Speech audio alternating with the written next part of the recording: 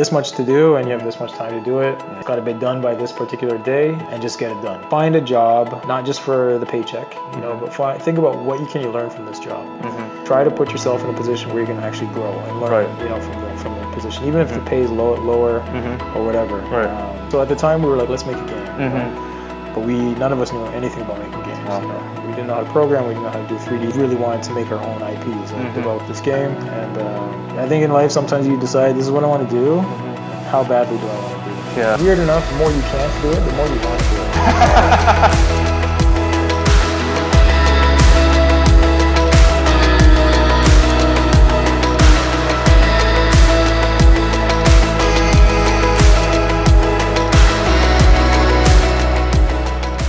So at the time we were like, let's make a game.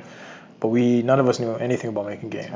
We didn't know how to program, we didn't know how to do 3D. So everyone there are designers or like pretty much I was like, let me reach out to all the artists that I know. Let's make a game. It was like, it made no sense, right? Hold on, we need like programmer and like this guy who can actually make the game. Pretty much. So we kind of tried to find a programmer.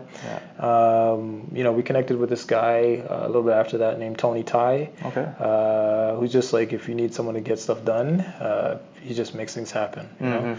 So he kind of connected first with this guy, Mike Weir, who made a game engine called 001, engine creator. So we were gonna maybe get him to help us, but he was just making an engine, a game engine. For you guys to use it? Potentially, So we're going to try to use it, but I had no idea about programming. It was visual, right? Node-based, but you still have to have like some understanding of logic and all that kind of stuff. So it was kind of like too much too soon for me, right? But I was chipping away. I was kind of like learning how to do stuff. And then I reached out to like old classmates and stuff like that, people who are programmers, like a friend Alan Heitella, who worked at Ecobee, I think. And I don't know that he was a game programmer, but he was a programmer. So like, Alan, come on, can you help us? Right? And we didn't have any money to give anybody either or anything like that. So this is just like collaboration work. So nothing really materialized in terms of our game. We prototyped, we came up with the idea and characters and did some stuff. But nothing like actual playable, right? And then this was a different game at the time. It was like about pigeons.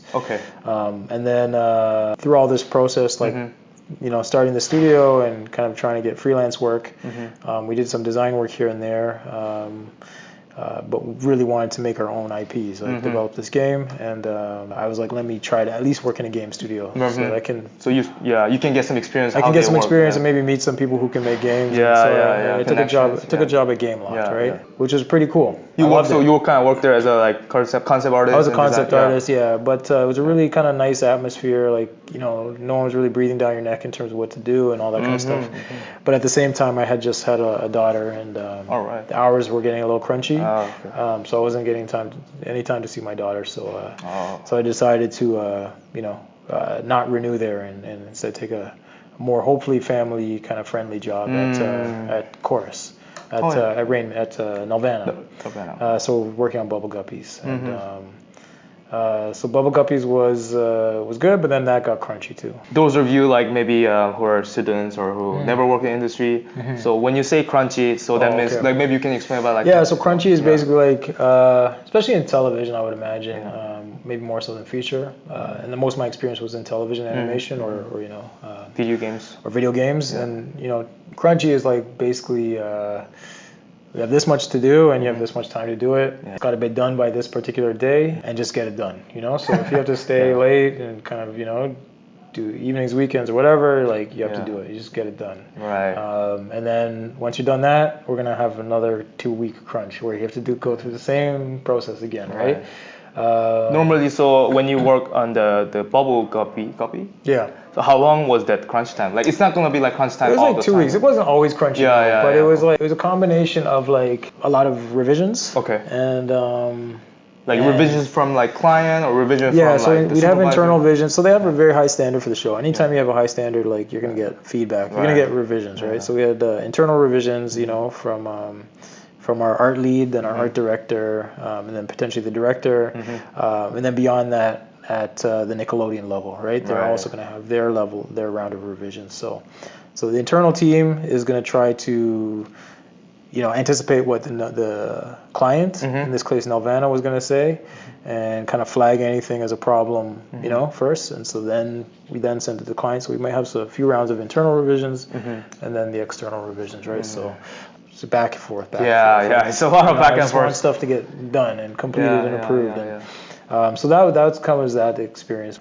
Anytime I've worked at any studio, I've been able to learn a lot, from my coworkers and my art directors, and at the same time I had this itch to make stuff. Were you always when you work at studio, do you always have thought in your back of your mind oh yeah, I want to do my own projects or my own thing? Yeah. And I think weird enough, the more you can't do it, the more you want to do it. You know what I mean? I know what you mean. And then when you get some time, you're like, I can do this. I have the space now. But then it's the burn is not quite the same. You're a little bit more relaxed about it. Yeah, relaxed about it. Yeah. You get more pump and motivation going on when you work at studios. I'm gonna do something. Yeah. I'm gonna try to bootstrap this thing. These projects I'm making, I'm gonna try to find a way to just do it slowly. One thing I did early on that I think that is successful and I continue to do is meet on a weekly basis with my team, so that way it's not time consuming, it's something you can kind of fit into your schedule no matter how busy you get, and you basically kind of set out a kind of a deliverable for the next week for yourself and ideally for your team members as well, right? Again, you want it to not interfere with what everyone else has going on, it's different if you have a budget and you're paying everybody to do stuff, right. But if you're kind of working in my case with interns or volunteers or students or whatever, then it's a little bit different, right? Because you're just collaborating with them, so it's not it's the number one priority, exactly. Right? So you're actually giving them time to do their own thing, but at the same time, try to have contribute. Some time for you. Yeah, exactly. And the best way is if there's also they're getting something out of the experience, if they're growing or getting some mentorship or getting portfolio piece. I know that's a lame thing. People are oh, that's lame, But I'm doing that too right now. Legitimately, it's valuable, man. It is. You're actually helping people too, right? I think so, because I know as an artist starting out, struggling, checking my inbox for some response to a job I applied for, I would have given anything just to be a part of something. You know what I mean? And to have some kind of community to be a part of. And I found that that's what I've built around my projects. I try to build a community, and really good. Friendships are formed out of these kind of weekly meetings and long-lasting friendships, and relationships just happen that way, and things happen, and people grow and learn, and so that's something I'll always continue to do. Gradually over time, I found opportunities in work to practice new skills. Right. Can I do some 3D modeling here on this project, or can I do background environments, or can I do backgrounds? I'm a character guy, but I'm going to start doing environments. Right. So maybe you can maybe start talking about sure. Because right now so I know you're always been character person, but since now you start doing your own projects, you mentioned before that also you start doing programming a little bit and also doing environment. So maybe can you talk about that? For sure. I read a book a while back called Rich Dad Poor Dad, right? Oh yeah. Which is basically by Robert Kiyosaki. I can't remember all the details. But basically, the one thing I took away was find a job, not just for the paycheck, but think about what can you learn from this job. Try to put yourself in a position where you're going to actually grow and learn, from the position, even if the pay is lower or whatever. So I tried to always kind of employ that. Find ways to get paid to learn something new. So you can change your skill set. So one of the seasons I was on Bubble Guppies. I was I don't do backgrounds. I'm a character guy primarily, or a prop guy. I've never done backgrounds, but let me do backgrounds. Okay. Let me just volunteer and I'll just do it.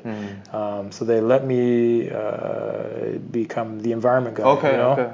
And I was scared, because another guy had gotten fired, because they didn't like his environment. He was awesome, right? So I was okay, let me just kind of figure this out. Let me, and so I just got on the job training. I was slow, I was nervous, anxious at the start, but then I got better and better and better. And then I think the next season I was let me start building stuff in 3D. Let me implement 3D. more. So I also wanted to learn to do 3D modeling. So I found ways to integrate using Blender or Maya into the project, into the workflow, or even 3D Code.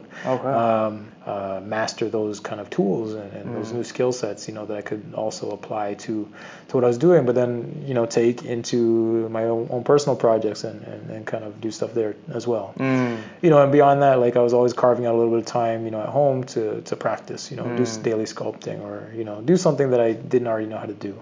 So yeah, and then now the new thing for me is programming, that was always the big missing piece. I want to make games, but I can't program. I cracked open some books. I did some tutorials, but it was always difficult. It was always like I'm better at art. So I always wanted to find another programmer.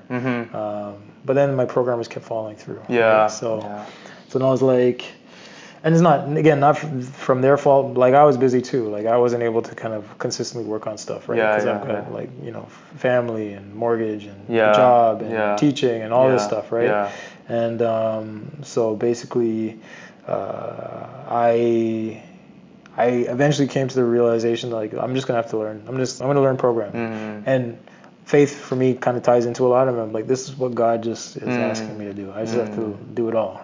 So I kind of went on this journey where I had to learn to program, and I started kind of learning and didn't know what language to start with, but stumbled across a language called processing. So if you're trying to learn programming, learn processing, and get the book called Learn Processing by Daniel Schiffman. It's if you're an artist, that's probably the best entry point into programming that I've come across. So definitely gonna go with that.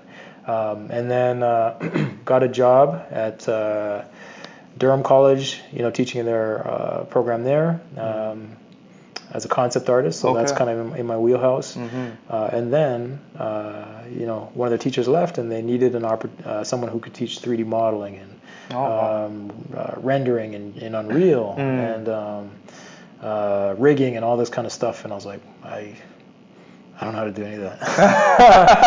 But let me, I'll do it, man. Let me do it. And so, so you took the job? I took the job. Okay, so you're teaching like 3 courses or something? Yeah, it was stressful. Like it was, because, I apologize to the students. I did my best. I think I did a good job. Well, what year was it? Do you remember? Like it was like 2015, 16, something like that. Okay. Fairly recent, but I was like, I didn't really use ZBrush even. I used 3D Code. Right. But I figured sculpting is sculpting. 3D Code had just introduced PBR texturing, and I figured a PBR, okay, that's like similar to Substance Painter, Substance Designer.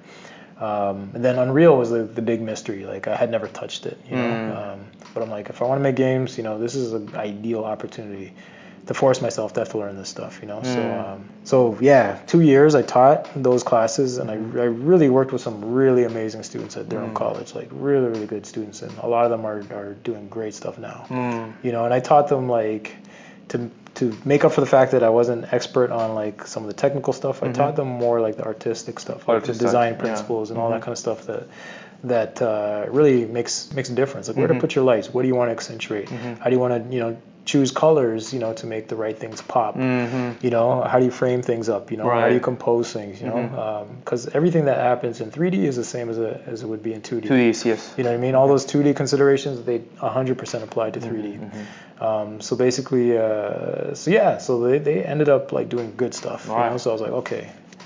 I felt like I'm starting to kind of figure out my teaching, methods.